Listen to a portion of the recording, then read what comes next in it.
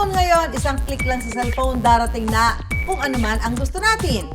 Pagkain, damit, at online shopping. Hanggang sa kung ano-anong serbisyo. It is the game na. Nasubukan niyo bang mag-book ng tubero? O kaya naman masahista o parlorista? Yes, may phone app na para dyan. Yan po talaga ang goal namin, instant service. 7-digit ang aming sale. Pero lahat yon inire-reinvest namin pabalik sa technology. Kung hindi naman kayo sobrang techy, pero may ibubugang skills, pwede rin kayong kumita rito. Meron kaming mga service providers na kumita na ng 6 digits gamit itong app na to.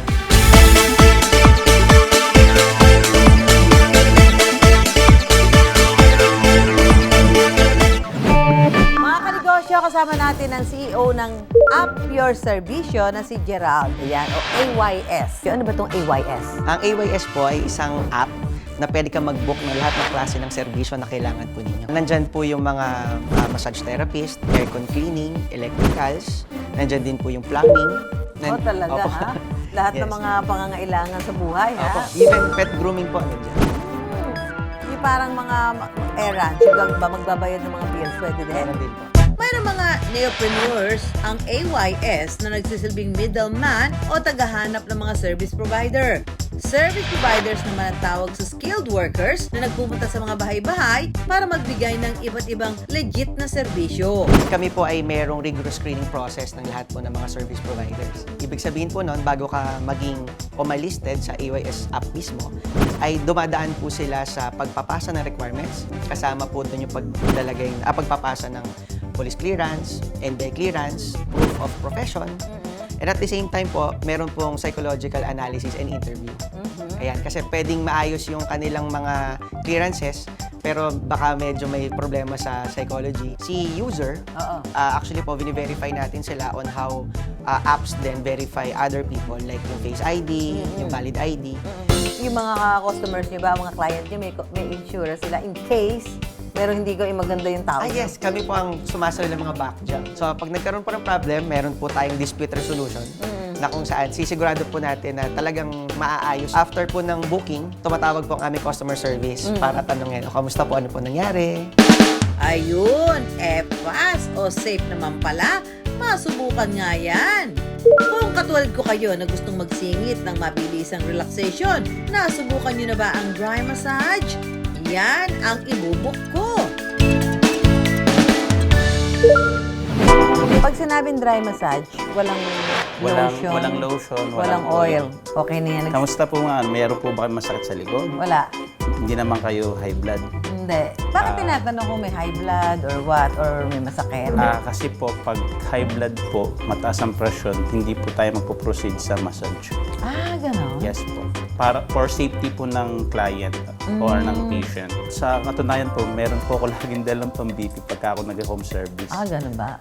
Ang masahista kong si Matt, isa sa mga unang service provider sa AYS nang maging available sila sa publiko noong 2024. Noong 2023 po, nagkaroon po ako ng certificate from TESDA po. Tapos multiple services daw yung pinoprovide niyo. Yes po, nag-offer din po ako ng home cleaning. Ikaw ang naglilinis? Yes po. Magbamasahe ka na, naglilinis ka pa? Caregiver din po ako. Caregiver ka din? Dami mo namang skills. Siguro ang yaman na nito. Ano yung dati mong trabaho bago tong AYS? Dati po ako security guard sa isang Security guard pa pala siya. All around pala to.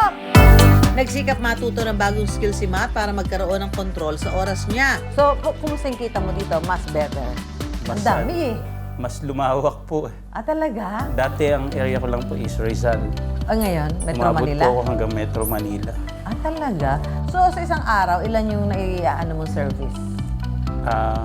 Meron po minsan nadadalaw eh. Ang mga service provider katulad ni Matt ang magbibigay ng presyo ng serbisyo nila. Kung 400 pesos ang ibibigay niyang presyo ng kanyang serbisyo, dadagdagan ito ng 20% ng app year serbisyo bilang app fee. Kung ang 20% ng 400 pesos sa 80 pesos, lalabas na 480 pesos sa application ang serbisyong ino-offer. Makukuha ng service provider ang buong 400 pesos, habang ang dagdag na 80 pesos naman ay paghahatian ng mga neopreneurs at ng AYS. Dati, parang kumikita ako pang sarili lang. Pero ngayon, salamat sa Diyos, Pambayan. pag-aabot na rin sa magulang, Kala ko pang taong bayan na sa mga kasama sa bahay. Oo, talaga pang taong bayan na yan. Hindi sapat ang maging masipag lang ngayon. Kailangan na rin maging madiskarte pagdating sa pagtatrabaho. Sa mga gustong maging service provider at madagdagan yung kliyente nila. Galingan. So, try nyo po mag-apply dito sa AYS platform namin para mag-digitalize po yung inyong skills. Siyempre, pag di ka po sumabay, Naiiwanan ka. Uy, ang galing magmasahe ni Matt, ha? Biro mo, kinakausap ko pa yan. Tuloy-tuloy talaga yung masahe niya. Sa mga interesado po na maging service providers, kailangan lang po natin maghanap ng local neopreneur sa area natin. Maybe on social media, neopreneur near me, yan, or hashtag AYS, makikita mo na yung mga malalapit na neopreneurs. Luzon, Visayas o Mindanao, maaari nang i-download ang application na ito. AYS po ay actually available na nationwide. Makikita niya yung pinakamalapit na 10-kilometer radius na service provider. So kapag wala ka pang nakikita, so ibig sabihin wala pa kami doon. Instant servisyo ang kanilang bentahe, pero pwede rin namang magpa-schedule ng advance rito. Mas marami lang talaga yung scheduled based dahil syempre compatibility ng oras, especially sa customer side. Sa kako-computer ni Gerald, nakagawa siya ng software na pinagkakakitaan niya ngayon. Noon-noon pa man, hindi pa uso yung mga app, meron na akong ganong feeling sa loob ko na ano kaya yung maiaambag ko? Ano kaya yung kakaiba na bago na masisimulan ko? Matagal ko ng tanong yon. Actually, bago gawin ng AYS, dekada ko na siyang tinatanong sa sarili. Tila calling daw niya ang pag-develop sa AYS. Nag-aral po ako ng mechanical engineering pero because sa mga problema sa buhay, nahinto ako. Ayun siya. Hanggang ako po ay napunta na sa pagbi-business ng technology. Siyempre, aaralin mo talaga siya, pero hindi ko siya mag-isang ginawa. Isang team kami dito na iba-ibang expertise. Pagdating sa pagnenegosyo, kailangan talagang siguraduhin na mga tamang tao ang nakapaligid sa inyo. Yung kinikita namin, more than expected nung nagsimula kami. Kumbaga, hindi rin namin nakita na ganun din pala kabigat itong advocacy na to. 7-digit ang aming sale. Pero lahat yon inire-reinvest namin pabalik sa technology. Sa pagpapalago namin ng aming network, hindi namin sinolo yung income. Sa pagbabago ng panahon at pag-unlad ng teknolohiya, mahirap na mapag-iwanan. Kaya, work smarter, not only harder.